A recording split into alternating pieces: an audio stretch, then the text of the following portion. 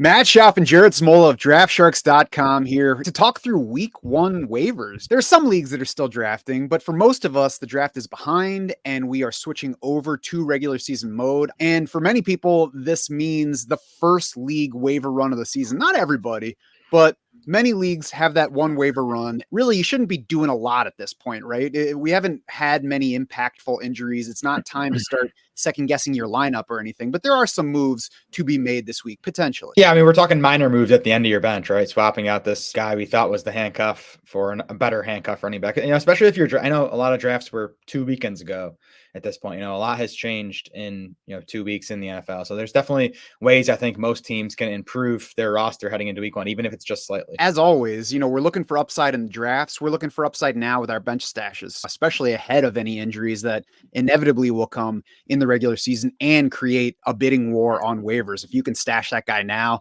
then you're in good shape. Maybe you didn't draft a kicker or defense and now you're looking to pick that up. So we're going to talk through some streaming options on this show and every week on the Waiver Pod. And if you're working waivers, then you're going to want the free agent finder on DraftSharks.com. It's seriously the biggest time saver, effort saver for me throughout the season. I play in a bunch of managed leagues still and at various levels of caring. There are some leagues where I'm like, it doesn't matter. I'm in this league because I'm with friends or family members that don't want to let it go.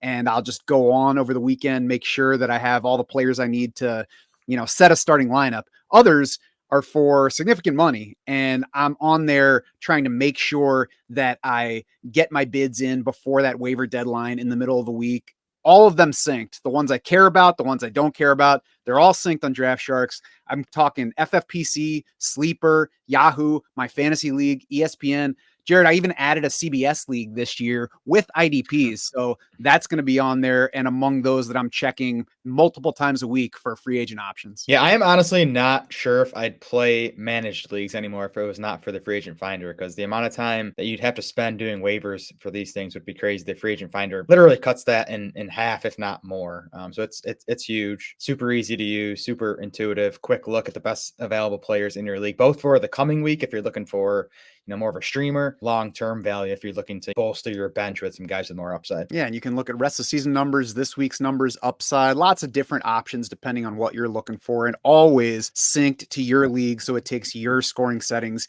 into account. Now, though, let's move on to some of the guys that you might target on your free agent finder. Let's start with week one streamers. You don't necessarily want to go second guessing your players that much yet, but we'll mention some guys that might sit behind these streaming level players. Jared, I've got Geno Smith up. He's 15th in our week one quarterback rankings. He's just 32% rostered on Yahoo. And notably, we have him ranked ahead of Justin Herbert, Dak Prescott, Brock Purdy this week. Yeah, I think Dak and Purdy are the two guys where you might have drafted them as your quarterback one, but you could consider sitting them this week. Dak Prescott at Cleveland, tough matchup. Brock Purdy home for the Jets, even tougher matchup. Purdy did just get back Trent Williams, who re-signed this morning. I assume that means he's going to play week one. That's huge. He might actually climb our rankings a few spots after that. We'll see. But yeah, I agree. Geno Smith, strong play this week. I think we're just both in on him for the season as a guy who I think we might be talking about as a spot starter throughout the year.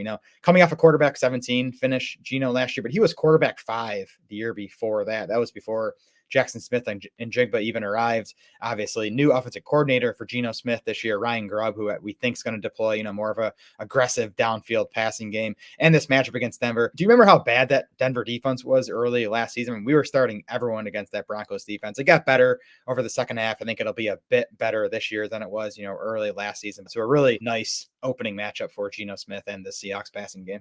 It can't be as bad as it was against the Dolphins in week 2 of last year, but certainly not one to avoid. And it's not just us. If you look at the Vegas numbers, Seattle is implied for 24 points this week. That's the 9th highest team total on the slate. So top half of the league is what Vegas is expecting from the Seattle offense right away. I think that makes the quarterback a solid play.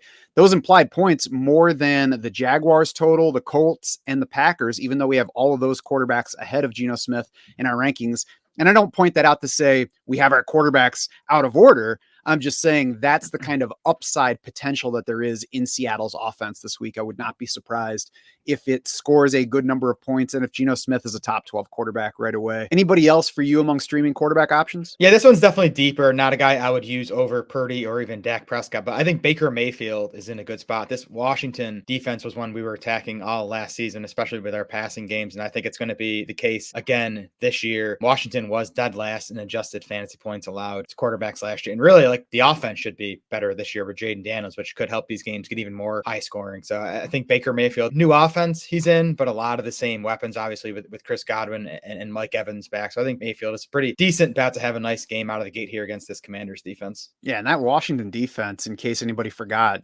dumped Montez Sweat, dumped Chase Young last year, so they don't have a whole lot going on the edge. We'll see if it's any good. I'm not betting that it will be. Over to tight end for streaming options, and I guess before we get to the names, I want to say I don't love streaming tight end myself. I think it can work early in the season, especially because we're seeing who are going to be the emergent ones, and for me, ideally, I'm picking up one or two guys, seeing what works, and then I hope finding somebody that I can just leave in my lineup for most of the season. Maybe a couple to pair together if they're lower level performers, but my tight end pick here is somebody that I'm hoping will turn into a regular producer, and it's Tyler Conklin of the Jets, who you've probably heard me talk about if you've been checking out our videos all off season. There's nothing good about his specific matchup this week. The 49ers are among the toughest defenses on tight ends, but last year, they still allowed an 11-catch game to TJ Hawkinson, 10 catches to Trey McBride, a 6 for 53 game to Zach Ertz when he was with the Cardinals. And I think that Conklin can fit in that same kind of range. All of those guys were short-range performers in those games. They're short-range targets in general. Tyler Conklin has a 9.9 career yards per catch average. So that's the range of the field where he's working. He's not a threatening player to your defense.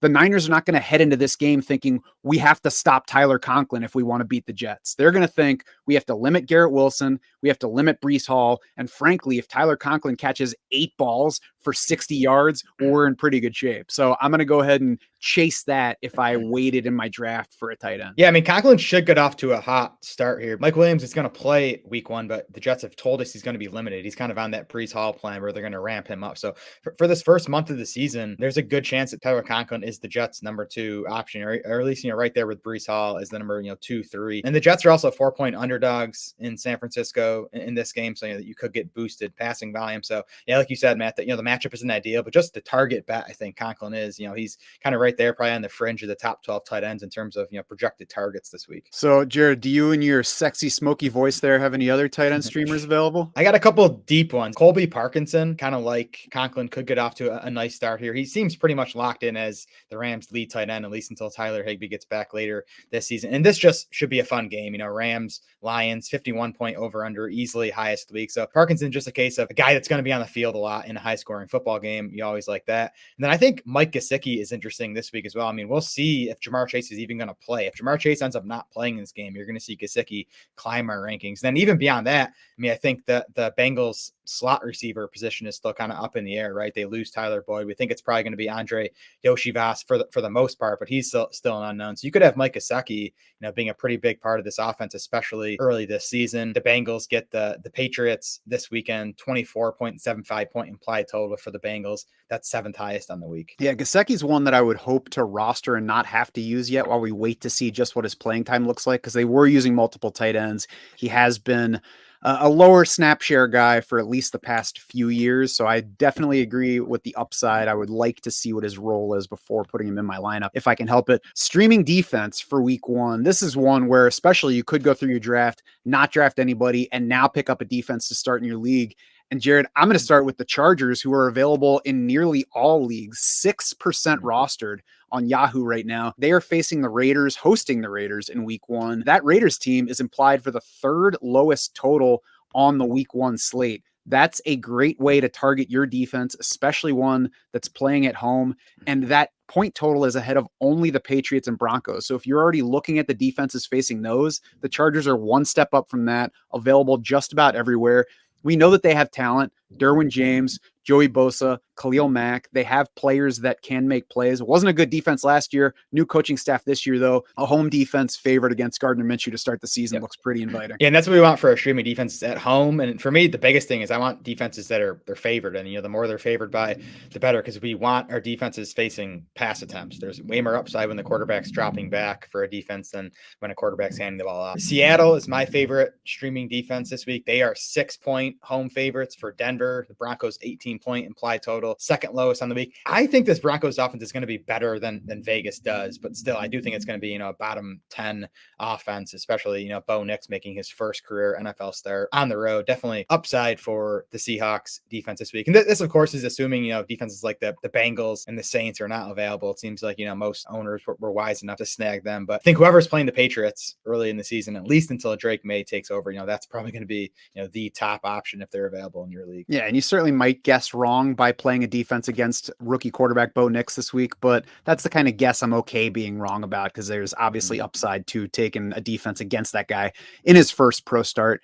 If you like this kind of advice, if you want some start sit help every Thursday, please subscribe to our YouTube channel. It'll alert you whenever we drop new stuff on here so that you can get ahead of your league mates on waivers and other items in your league. It also lets our bosses know that you enjoy the content we're putting out on here for free, by the way. So that says that you want it to keep coming throughout the season, makes it easier for us to put the time in to do this stuff. And we're going to be here all season. So we really appreciate your support. Consider subscribing, especially if this is not the first time that you've seen one of our videos. Some running backs to stash, Jared. We talk streamers, but it's not just about streamers. I think probably more people are looking to build their roster for the season. And that's what we're looking for in this section. Who are you stashing that's available at running back right now? Just generally use as many bench spots as you can on upside running backs, because these are the guys that can be real difference makers if they get, one break ahead of them on the depth chart. Number one ad for me right now, Jordan Mason, who is just 29% owned on Yahoo. And that's obviously because up until 10 days ago or so, we didn't know if Jordan Mason was the number 2 running back. Elijah Mitchell on IR, done for the season at this point. So that does lock in Jordan Mason as the number 2 running back. Obviously not going to have any standalone value behind Christian McCaffrey, but if Christian McCaffrey goes down,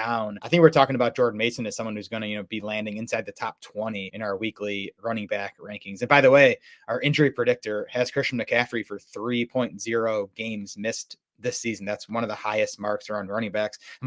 A lot of that's just because the guy touches the ball a lot, and the guy who touches the ball a lot has a pretty high injury risk. There a lot of luck goes into staying healthy at running back. He had a lot of luck last year. The way luck works, it doesn't always go with you. We've seen seasons where Christian McCaffrey missed a lot of time as well. So certainly the RB2 in San Francisco makes a lot of sense. I really like the RB2 in Tampa Bay as well. Bucky Irving, we've talked about plenty. He's only 19% rostered on Yahoo right now, so I like the idea of stashing him, especially because we could find out early in the season that he's taking more work than even anticipated with a healthy Rachaad White in the lineup. So I would like to put Bucky Irving on a roster now if I can.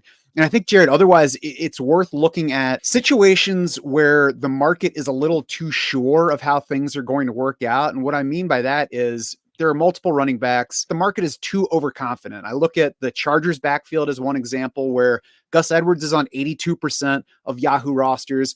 J.K. Dobbins is on 47%. Kimani Vidal is on 10%.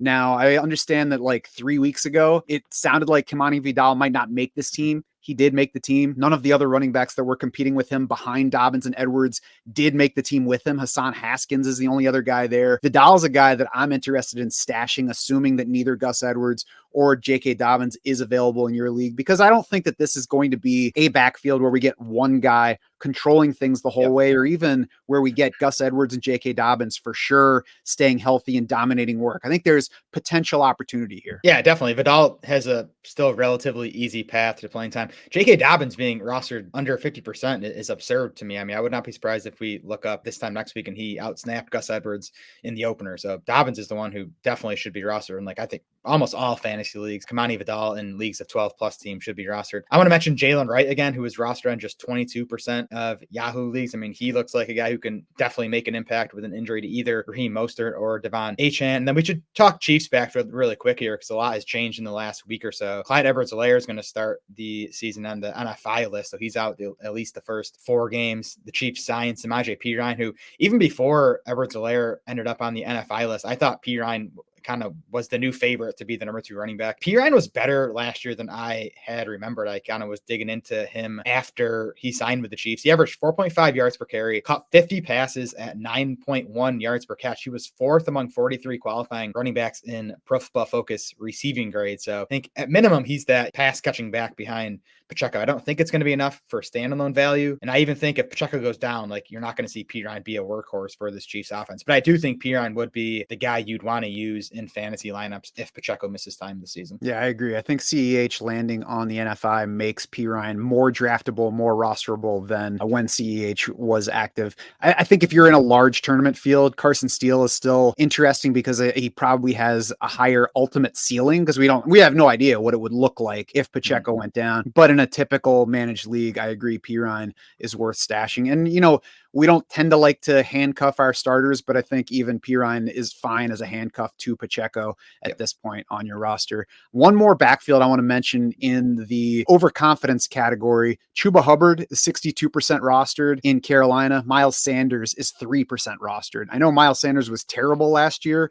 The year before, he was excellent, and he was quite a bit better for 3 straight years before 2023. So to me, those two rostered rates just indicate way too much confidence that Chuba Hubbard is going to lead this backfield while Jonathan Brooks is out for the first 4 weeks and that Miles Sanders is toast. Because if he was, then the current coaching staff wouldn't have any reason to talk him up, say he's been looking fantastic, or even keep him on the roster, which they have. They kept him on the roster. Dave Canales has spoken this week about Miles Sanders looking fantastic. I think that this is probably going to be a split backfield for the first 4 weeks. And obviously an injury to either one is going to make the other a potential like RB 23, 24 level weekly starter while Jonathan Brooks is out. Miles Sanders feels gross to me. Yeah, like you said, he was horrible last year, but the staff has been talking him up all offseason. It's not like Chuba Hubbard's a world beater. Like he was definitely better than Sanders last year. And I do think he'll open the season with, 60, 65% of this backfield there. But that can also shift, right? If Sanders happens to outplay Hubbard in week 1, the backfield could look different in week 2. So deep leagues, Sanders could be worth stashing. Wide receiver, who you got for us? Let me talk about Mike Williams again one more time before the season starts. He's still available in over 50% of Yahoo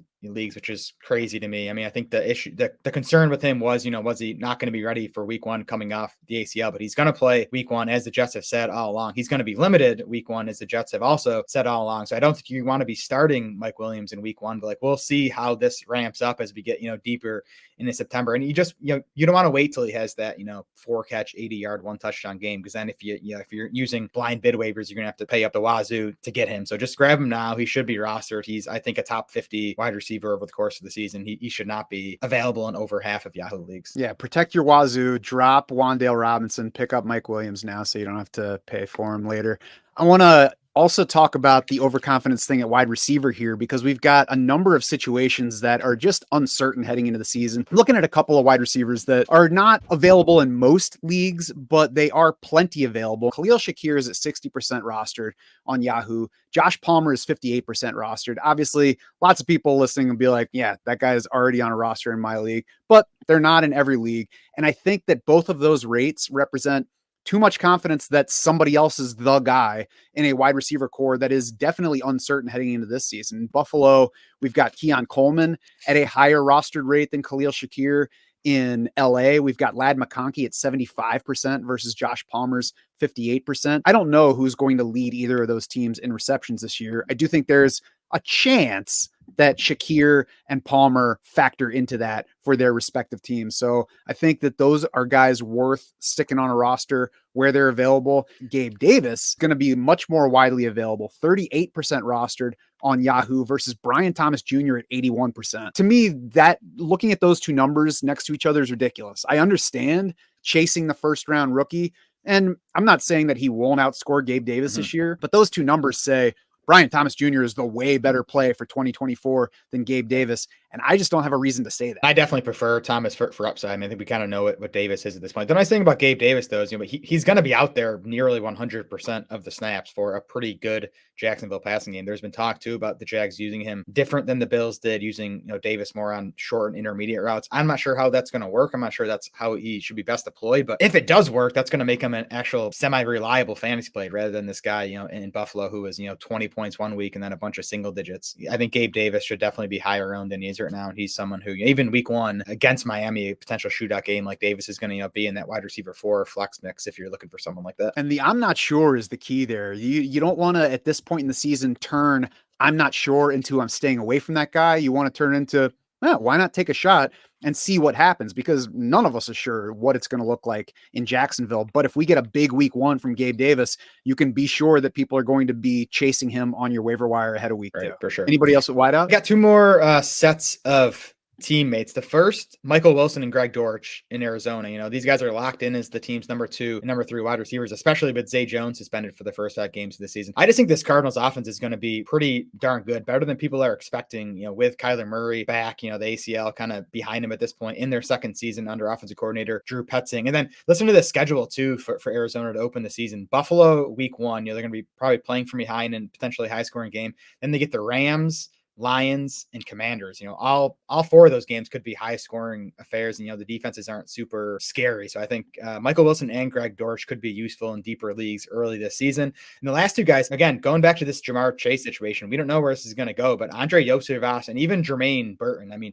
Burton doesn't look close to being ready to make an impact. He was playing deep into the 4th quarter in these preseason games. I don't think he's going to have a week 1 role, even if Jamar Chase doesn't play. But if this Chase situation, for some reason extends multiple weeks into the season, Andre Yosevas and Jermaine Burton are going to have opportunities to, make plays and earn roles going forward. Yeah, stashing a Bengals pass catcher where you have room to do so seems like a solid idea most times. So we talked about week 1 streamers earlier. More people are streaming all the time, so we want to get ahead of that, and let's look at some week 2 streamers now, Jared, before people are probably even thinking about week 2. Quarterback, what you got? Yeah, I think the top streamer next week is going to be Matt Stafford, who gets the Cardinals. He's at Arizona. Stafford actually threw 4 touchdowns in his game in Arizona last year. That Cardinals defense was not good. I don't think it's going to be much better. Lower level for me, and we talked about him as a week 1 option. I think Baker Mayfield, who's going to be at Detroit in week 2, that's going to be obviously in a dome, potential high scoring game. The Bucs probably playing from behind. Baker's passing volume elevated. So I think, again, in deeper leagues, 2 quarterback leagues, you could grab Baker and even, start these first 2 weeks. Deshaun Watson is only rostered in 34% of Yahoo leagues at the moment. He is at Jacksonville in week 2. That should be a pretty good Vegas game total. They're favored over Dallas at home this week. So clearly Vegas isn't scared of Watson and the Browns in general. We'll see exactly what that game total looks like for week 2, but I think he could be a good streaming level play.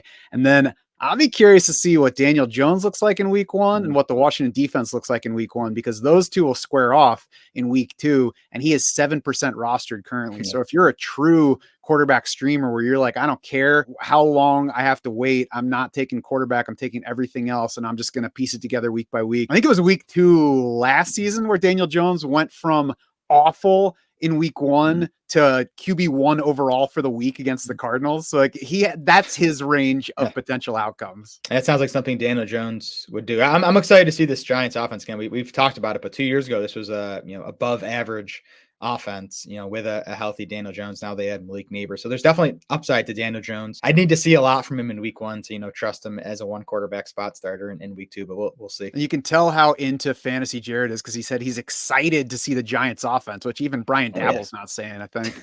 Tight end, I'm going to lead off because if Tyler Conklin does deliver against the 49ers in week 1, you can bet that I'm not going to be sitting him in week 2 against the Titans. I'm hoping that he just turns into the guy that I stream at the beginning and keep streaming as we go. Who you got at tight end? Yeah, and tight end's tricky. Like, honestly, I in most cases, I would just wait until after we get some week 1 data before making an ad for week 2. There's going to be someone that's going to pop up and who's going to run, 70% of his team's routes and see 6 targets in week 1. That's going to look like a pretty obvious option for week 2. But guys, I have my eye on, again, Colby Parkinson. If he has a nice week 1, he gets that Arizona matchup in week 2. And then again, Mike Gesicki gets the Chiefs. We love those Bengals Chiefs games in week 2. So, Gesicki, if he does get good usage in week 1, we'll see where Jamar Chase is at that point. But, Gesicki at minimum could be a nice touchdown bet in week 2 in a likely high scoring game. And beware of the flimsy points in week 1 at tight end. We saw Hayden Hurst and Hunter Henry look in week 1 last year like they were going to become guys that we could trust in lineups. They got picked up in a lot of spots and they let a lot of people down after that. So we will certainly be looking beyond those initial stats, the targets, catches, yards, touchdowns, and at the usage. See who's running routes and who's not on the field as much as their numbers might say. Defense, Jared, I love the potential to reuse the Seahawks Seahawks or Chargers from week 1. Seattle visits the Patriots in week 2. The Chargers visit Carolina. So you'd prefer to have a defense at home, but I think both of those matchups are potentially worth targeting in week 2. Obviously, we'll see how week 1 goes and then judge it then. But looking at it right now, they look like potential options.